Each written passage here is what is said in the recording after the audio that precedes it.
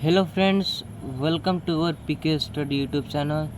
तो आज के इस वीडियो में हम लोग पढ़ने वाले हैं क्लास 9th का मैथ अध्याय 4 प्रश्नावली 4.1 का हम लोग सेकेंड क्वेश्चन इस वीडियो में हल करेंगे।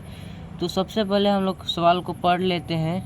निम्नलिखित रैखिक समीकरणों को ax plus b y plus c बराबर 0 के रूप में व्यक्त कीजिए और प्रत्येक स्थिति में ए बी और सी के मान भी बताना है। ठीक है, तो चलिए हम लोग शुरू करते हैं। यहाँ पर आपको ध्यान देना है, यहाँ पर समीकरण जो दिया हुआ है सवाल में क्या दिया हुआ है, a x plus b y plus c बराबर 0। यहाँ पर बराबर में बराबर के बाद कौन सा संख्या दिया हुआ है, 0 दिया हुआ है। तो हम लोगों को इसमें क्या करना है, जो फर्स्ट क्वेश्चन है, क्या है first question, 2x plus 3y बराबर 9.35 है। ठीक है, तो इसमें यहाँ पर ध्यान देने वाली बात यहाँ पर है कि जो c बराबर 0 है, यहाँ पर क्या होना चाहिए था, सवाल में बराबर के बाद 0 होना चाहिए था। ठीक है, तो यहाँ पर नहीं है, तो हम लोगों को क्या होगा, करना होगा। ठीक है, तो चलिए शुरू करते हैं। फर्स्ट क्वेश्चन लिखेंगे हम लोग हल। यहाँ पर बराबर के बाद 0 नहीं है, तो हम लोग 0 करेंगे। ठीक है, तो लिखेंगे हम लोग उपरोक्त समीकरण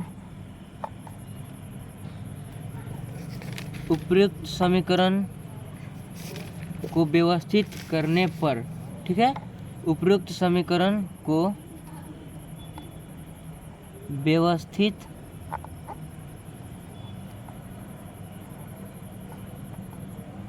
करने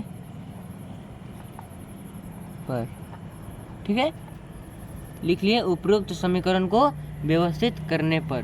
तो कैसे हम लोग करेंगे, देखिए इसको सेम टू सेम उसको उतार लेंगे। ठीक है, 2x प्लस 3y। ठीक है, अब यहाँ पर क्या करना होगा कि ये जो किस चिन्ह में है, यहाँ पर प्लस में चिन्ह है, प्लस में है 9.35। ठीक है, तो बराबर की इधर आएगा तो प्लस किस चिन्ह में बदल जाएगा, माइनस में बदल जाएगा। ठीक है, तो माइनस 9 पॉइंट क्या हो जाएगा, 35। ठीक है, इतना कर लिए। अब यहाँ पर क्या है, c बराबर 0 है, तो यहाँ पर कोई संख्या नहीं बचता है, तो क्या करेंगे हम लोग, बराबर में 0 करना है। हम लोगों को क्या करना था, यही व्यवस्थित करना था। ठीक है, अब हम लोग तुलना करेंगे। ठीक है, तुलना किस प्रकार से करेंगे, देखिए फिर से लिखेंगे हम लोग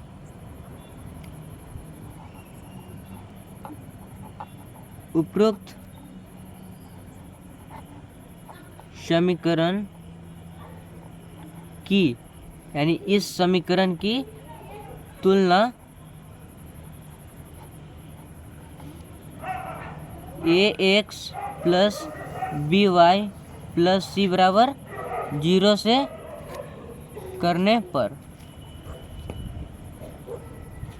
ठीक है, करने पर यानी तुलना हम लोग किससे करेंगे, इस समीकरण से इसमें करेंगे। ठीक है, तो चलिए शुरू करते हैं तुलना करने पर। अब आगे क्या होगा हम लोग का, कि यहाँ पर हम लोग को क्या पूछा है सवाल में, a x plus b y plus c बराबर 0 के रूप में व्यक्त कीजिए और प्रत्येक स्थिति में ए बी और सी का मान बताइए।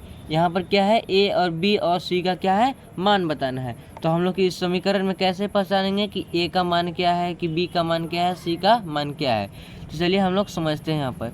यहाँ पर हम लोग ए का वैल्यू और बी का वैल्यू और सी का वैल्यू कैसे निकालेंगे, देखिए एक्स के जो पहले जो संख्या होता है, यानी एक्स की जो पहले संख्या होता है वो किसका वैल्यू होता है, ए का वैल्यू होता है। ठीक है, तो यहाँ पर एक्स का पहले कौन सा संख्या है, 2 है। ठीक है, तो लिखेंगे हम लोग ए बराबर 2 हो जाएगा। ठीक है, अब यहाँ पर वाई है। ठीक है, वाई को हम लोग किस चीज़ से यहाँ पर करेंगे, बी। ठीक है, तो बी का हम लोग वैल्यू यहाँ पर कहाँ हो जाएगा, जो वाई का पहले जो संख्या है। ठीक है, तो वाई का पहले संख्या कौन सा है, 3 है, तो लिखेंगे हम लोग बी बराबर 3 लिखेंगे। ठीक है, अब यहाँ पर आगे क्या हो जाएगा, सी का वैल्यू निकालना है, तो सी बराबर यहाँ पर क्या है, यहाँ पर क्या बचता है, 9.35। किस चिन्ह में है, ए माइनस में है, तो माइनस में ही लिखा जाएगा। ठीक है, माइनस 9.35, यही हो जाएगा आपका फर्स्ट क्वेश्चन का आंसर।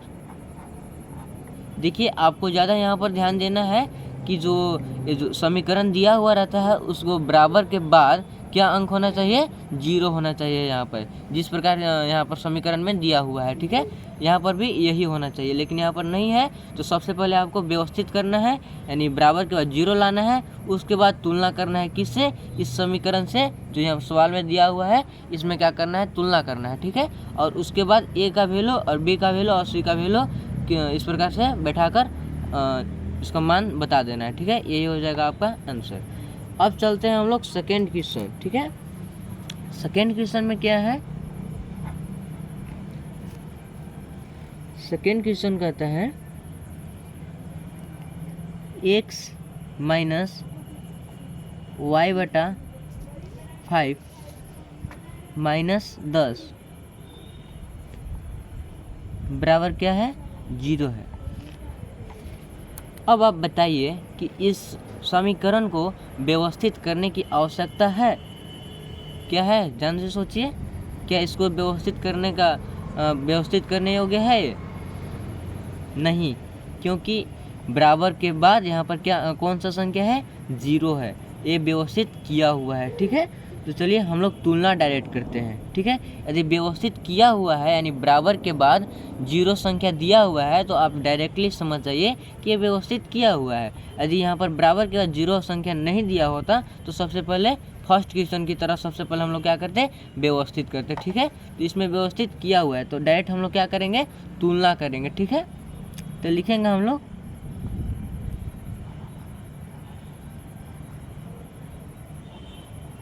उपरोक्त समीकरण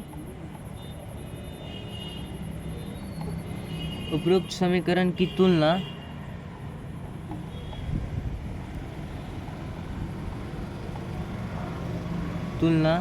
इससे करना है, ठीक है, जो सवाल पर यहाँ दिया हुआ है ये, ठीक है। इससे हम लोग तुलना करेंगे, ax plus by plus c बराबर 0 से करने पर, ठीक है।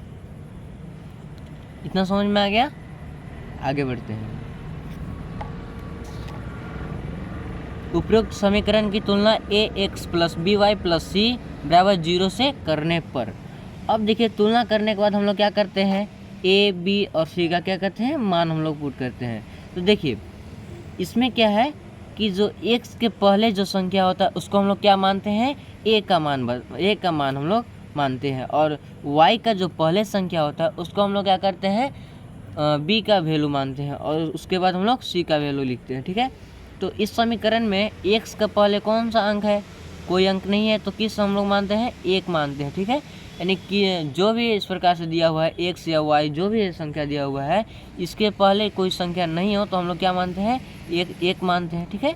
तो लिखेंगे हम लोग a बराबर 1 मानेंगे, ठीक है। इसके पहले कोई संख्या है नहीं है तो हम लोग क्या मानते हैं, 1 मानते हैं, ठीक है। तो a बराबर क्या हो जाएगा, a हो जाएगा, और b बराबर क्या हो जाएगा, b बराबर जो यहाँ पर b का मान पूछा हुआ है, इसका वैल्यू क्या हो जाएगा इस समीकरण में, यहाँ पर y है, y के पहले कौन सा अंक है, कुछ नहीं है, तो क्या हम लोग मानेंगे, 1 मानेंगे। लेकिन 1 मानेंगे इस समीकरण में तो क्या है, माइनस में हो जाएगा, -1, ठीक है। तो -1 बटा क्या हो जाएगा, -1/5 हो जाएगा, ठीक है। और इसमें c का वैल्यू क्या हो जाएगा, c का वैल्यू हो जाएगा -10 हो जाएगा, ठीक है। ये हो जाएगा आपका सेकेंड का आंसर, सेकेंड क्वेश्चन का आंसर यही है, ठीक है। अब बढ़ते हैं हम लोग इसी तरह तीसरा क्वेश्चन क्या है, लिख लेते हैं, -2x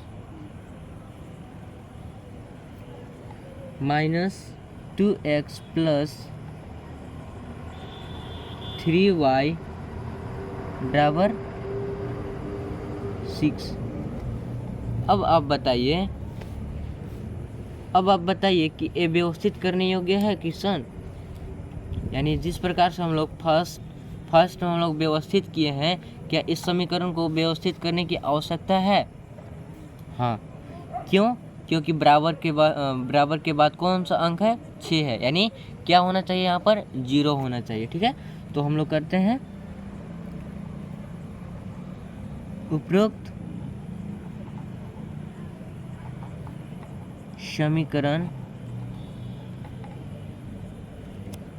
समीकरण को व्यवस्थित करने पर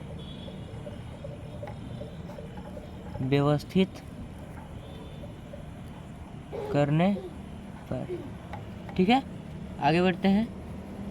देखिए व्यवस्थित हम लोग किस प्रकार से करेंगे, इसको सेम टू सेम उतार लेंगे। ठीक है, -2x + 3y। अब ध्यान दीजिएगा यहाँ पर क्या है, बराबर के बाद 6 है, ये किस चिन्ह में है, प्लस में है। अब बराबर की इधर आएगा ये, तो क्या में बदल जाएगा, माइनस में बदल जाएगा, तो -6 हो जाएगा। बराबर में क्या हो जाएगा, 0। हम लोगों को यही तो करना था, व्यवस्थित करने का मतलब यही हो जाएगा इस क्वेश्चन में। उपयुक्त समीकरण यानी इस समीकरण को इस प्रकार से हम लोग को बनाना था, यानी बराबर के बाद 0 संख्या लाना था। ठीक है, अब आगे बढ़ते हैं। अब हम लोग को क्या करना है, इस समीकरण से जो यहाँ सवाल में दिया हुआ है समीकरण, इसमें हम लोग तुलना करते हैं। ठीक है, तो चलिए करते हैं तुलना। देखिए लिखेंगे हम लोग उपरोक्त समीकरण की तुलना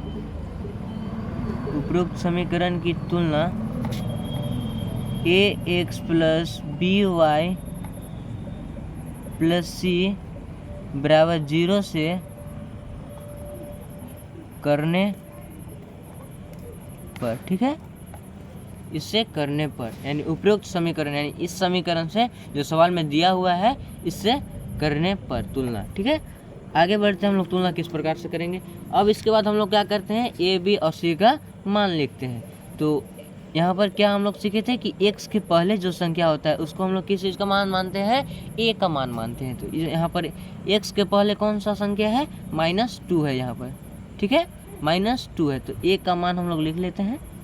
a बराबर क्या हो जाएगा, -2 हो जाएगा। ठीक है, अब देखिएगा इसमें b का वैल्यू क्या हो जाएगा। इस क्वेश्चन में b का वैल्यू हो जाएगा आपका y का जो पहले संख्या दिया हुआ है उसको हम लोग क्या मानते हैं, b का वैल्यू मानते हैं, यानी b का मान।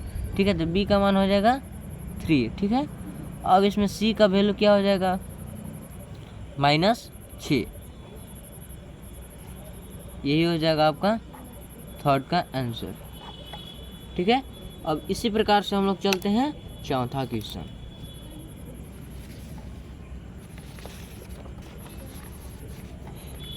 चौथा क्वेश्चन में क्या बोल रहा है, लिख लेते हैं चौथा क्वेश्चन को हम लोग।